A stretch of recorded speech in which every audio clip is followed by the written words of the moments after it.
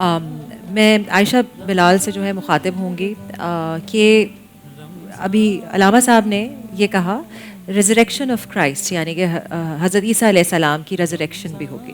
تو سب سے پہلے تو اس حوالے سے ہم بات کرتے ہیں، اور پھر حضرت مہدی علیہ السلام کی طرف جب ہم آئیں گے تو میں آپ سے چاہوں گی تو اس کے اوپر وضاحت کیجیے گا کہ وہ کب آئیں گے اور کیسے پتہ چلے گا کہ وہ آ چکے ہیں. اعوذ باللہ من الشیطان الرجیم، بسم اللہ الرحمن الرحیم.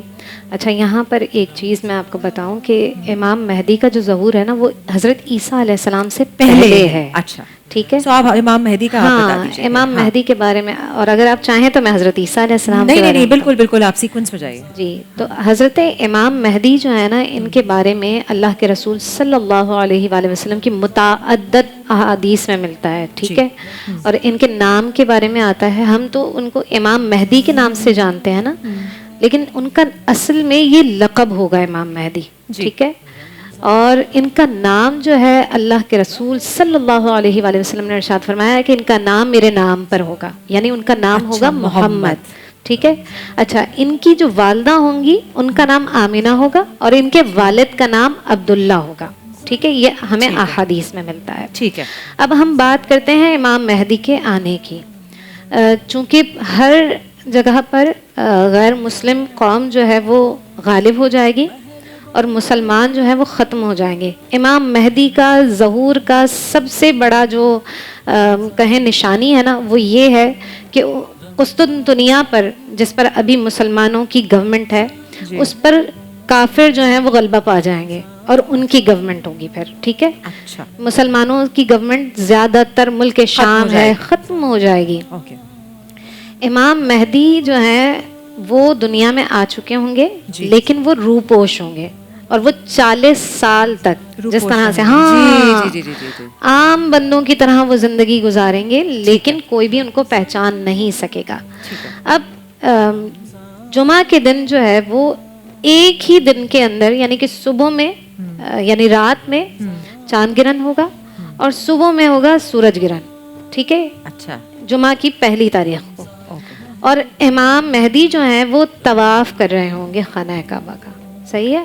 بہت سارے لوگ ظاہر ہے کہ ان کے اندر دیکھیں گے، کیونکہ اس وقت زیادہ تر لوگ، چونکہ علم جو ہے وہ اٹھ چکا ہوگا، لوگ جو ہے وہ دین کی طرف نہیں ہوں گے، زیادہ تر مسلمان جو ہوں گے بڑی مشکل میں ہوں گے. تو مشکل حالات میں وہ چوز کریں گے مکہ یا مدینہ کو. مکہ کی طرف سب حرم کی طرف بھاگیں گے، اور زیادہ تر مسلمان جو ہے وہ یہاں سے شفٹ ہوں گے کہاں؟ مکہ معظمہ کی جانب. ٹھیک ہے. اور وہ امام مہدی کو پہچان لیں گے. اچھا، ٹھیک ہے. جب وہ پہچان لیں گے تو وہ ان سے درخواست کریں گے کہ آپ ہمیں بیعت کر لیں، ہم آپ کے بیعت کرنا چاہتے ہیں. تو وہ انکار کریں گے. اس وقت اللہ رب العالمین کی جانب سے ایک آواز آئے گی. ٹھیک ہے.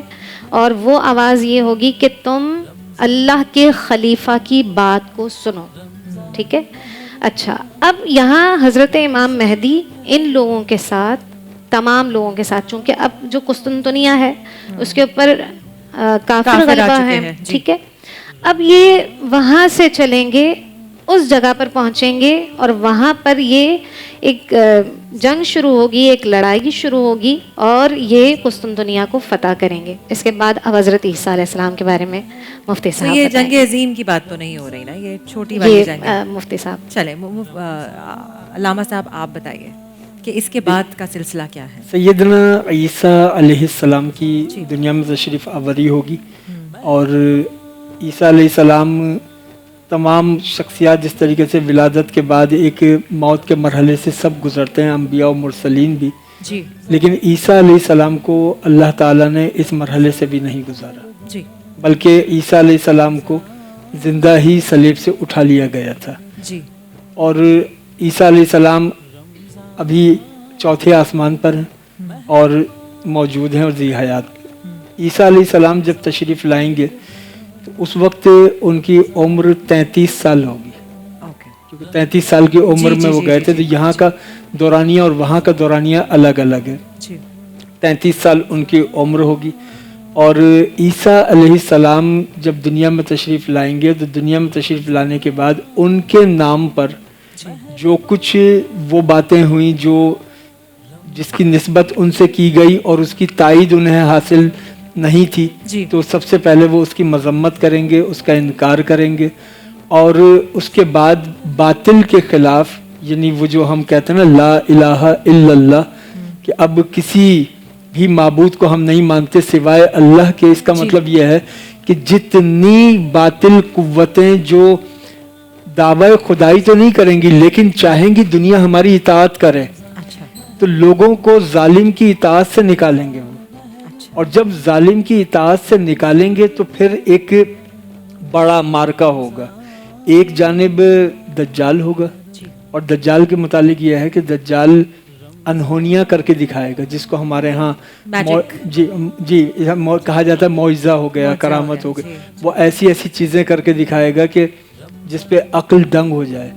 اور ہر زمانے کی جو معجزات, کرامات, انہونیاں, جی یہ اس دور کے تقاضوں کے مطابق ہوتی ہیں. یعنی جب دجال جس دور میں ہوگا وہ ٹیکنالوجی کا دور ہوگا, وہ میڈیا کا دور ہوگا, وہ جدید سے جدید ڈسکوریز کا دور ہوگا.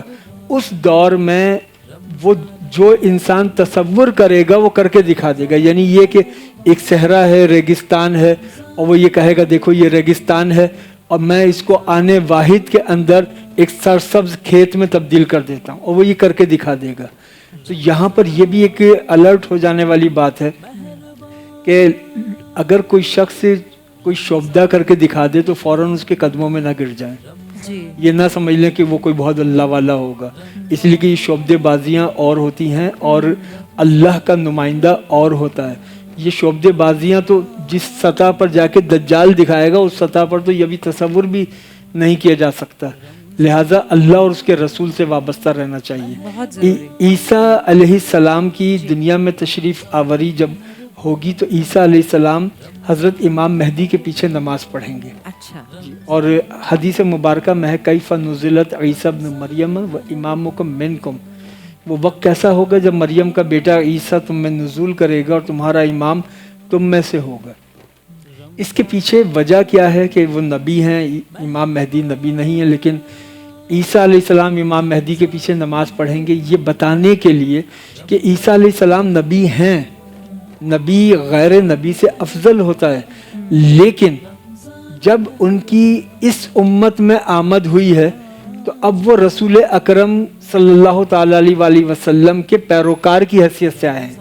نبوت اس وقت بھی ان کے ساتھ ہے, نبی اس وقت بھی ہے, لیکن اب شریعت مصطفیٰ کریم کی ہے اور وہ شریعت مصطفیٰ کے پیروکار بن کر آئے ہیں. لہٰذا شریعت مصطفیٰ کے کیونکہ پیروکار بن کر آئے ہیں اس لیے وہ نماز نہیں پڑھائیں گے تاکہ لوگ یہ نہ سمجھیں کہ ایک نئی شریعت آ گئی.